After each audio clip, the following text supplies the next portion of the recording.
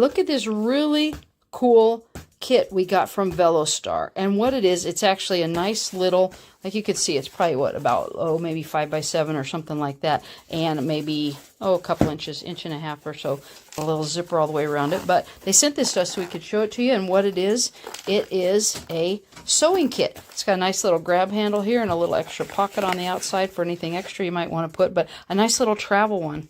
So you got, on one side, you got all different kinds of threads. How many?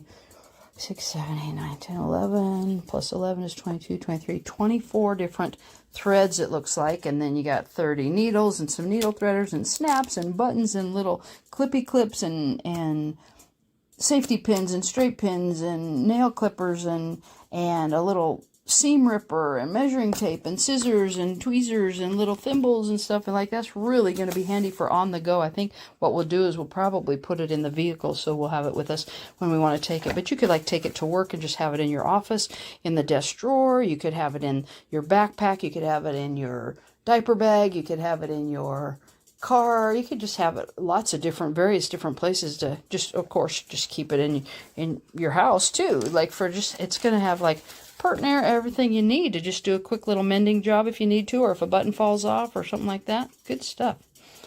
Thanks for sending that.